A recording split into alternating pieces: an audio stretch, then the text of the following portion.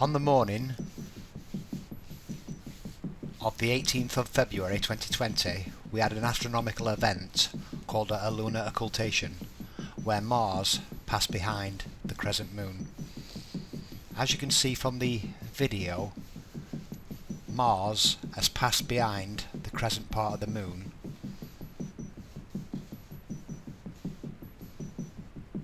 and during this time-lapse footage, approximately 1 hour later, Mars would emerge from the shadow part of the moon, proving beyond a shadow of doubt that the moon is not a transparent object.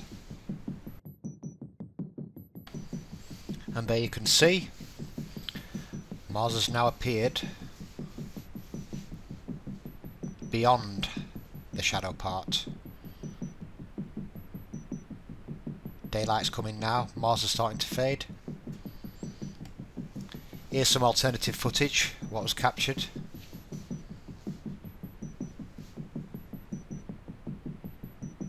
And again, there you have it. Mars does not appear until it clears the whole disk of the moon. Now I've been capturing the moon for over 4 years now.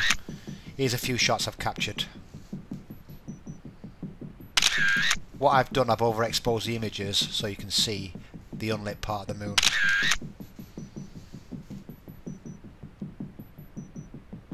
And what you'll notice is you can always see the whole disk of the moon, but you can't always see it with the naked eye, even during the daytime as well. Let's look back on an old presentation that I put together back in 2018. People say, oh, I've seen stars through the moon, I see blue sky through the moon, why is the moon red? There's a lot of questions, yeah? So what I've done a little bit of research into this. Some people will still say they've seen stars through the moon. Every single person I know, Ali Madge, Jenna Fredo, Ron Hagberg, myself, we're observing the moon on a regular basis. In 2017, I was out in the garden at least 5 nights a week observing the moon, and I have never, ever, ever seen a star through the moon. I've seen a star go behind the moon. I've actually filmed Aldebaran go behind the moon, and it doesn't come out until it passes the old disk of the moon. So even if it was an half moon, it wouldn't pop out in the Terminator shadow part. It won't pop out until it cleared that. Yeah, the old disk of the moon is there. And I'll show you in a minute, because if you do a long exposure shot of the moon, on a crescent moon, what you'll do, you'll light it up, yeah, and you'll see all the actual moon itself. You know what I mean? I'm sure you've seen like a little bit of a lit side, and then they light the other side up. In fact, I've got a photograph of it coming up in the presentation in a minute, so you'll get to see that. So, hello, Mr. Blue Sky. There's a lot of people say they've seen stars through the moon, and they've also say they can see blue sky through the moon. Well, yes, you can see blue sky through the moon, which on this image you can clearly see it, but in reality you can't see blue sky from the moon, because you need to understand how light works. Now the light spectrum, you get shortwave light, which is the ultraviolet scale of the light, and you get long wave, which is the infrared scale. Now what happens on the ultraviolet scale is the light scatters easily, and that's what creates the blue sky. When light scatters, the shortwave light, what it'll do, it'll scatter and it will turn the sky blue. So in reality, for an analogy, if you want to think about the light spectrum, think about the sound spectrum. When I make a high-pitched noise, yeah, what'll happen? Your ears will vibrate quicker, which creates a high-pitched, which you hear a high-pitched sound.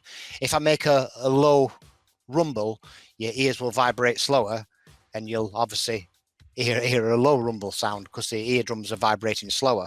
Now, there's sounds at either end of the scale. So there's sounds we don't hear, like high-frequency sounds, and then there's like sounds at the other end of the scale, which is low-frequency sound. Alligators make a certain sound which can't be detected by the ear, and bats make a high frequency pitch noise which can't be detected either. So think of light like the sound spectrum, you know what I mean, where the light waves will scatter easily, and when they scatter, they turn blue. Yeah, and the ones what will penetrate through thick, denser atmosphere is the infrared scale. So that's why on this next image, what you'll see is, notice these mountains from a distance, what I filmed in Fuerteventura, they're translucent. But do you really think if an object went behind the mountains, you'd see it? The answer is no. Them mountains are solid, but because the light is scattering, it causes an optical illusion, and it looks like the mountains are actually see-through. But in reality, you get closer and closer to the mountains, the solid rock. Now, I'm not saying the moon's solid rock, but you get the same effect with the moon, where the light gets scattered, and you can't see, and you can see blue sky through the moon. My good friend Jenniferado shot this picture of the moon here, and as you can see, it's a half moon. And if you look carefully, if you edit that picture slightly, what you'll see the whole moon. The whole moon is actually there. Although it looks like you're looking at a half moon, in reality, the whole disk of the moon is always there. If you get the right exposure, you will be able to light that other half of the moon up. It's just getting the right exposure, you know what I mean? It's difficult. Like I say, it does look like the moon's not there, but in reality, it's always there. There you go. There's a good example. You've got a crescent moon, but what I've done, I've overexposed it, and I've lit up the dark side. See, normally, you would only see the crescent moon in the sky. But what I did, I actually lit up the dark side by overexposing the moon, or doing a longer exposure of the moon, and it actually lights up the whole moon. So that's just to give you an idea that the whole disk of the moon is always there, and no, you can't see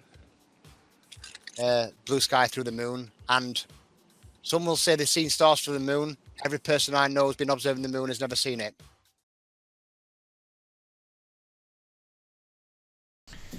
So there's been a video come to light recently claiming to have seen Mars in the shadow part of the moon, just after the crescent.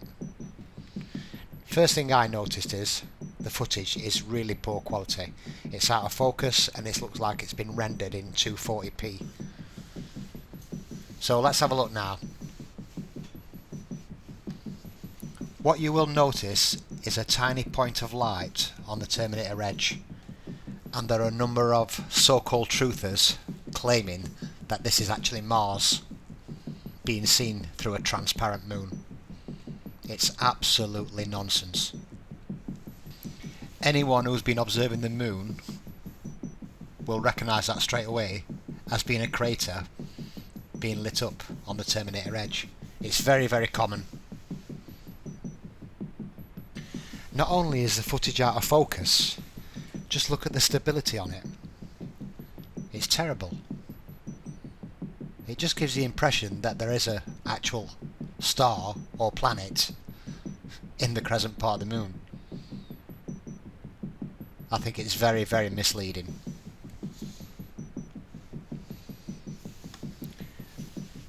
When it zooms back out, what you'll notice is you can actually see the whole disk of the moon if you look carefully. Coming up next is some more footage captured on the same night. And what you'll see at the top of your screen is Mars.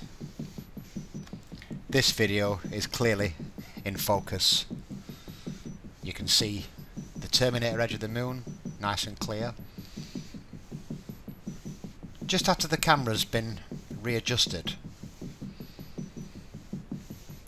what you'll see appear on the left hand side of the screen is a little twinkle.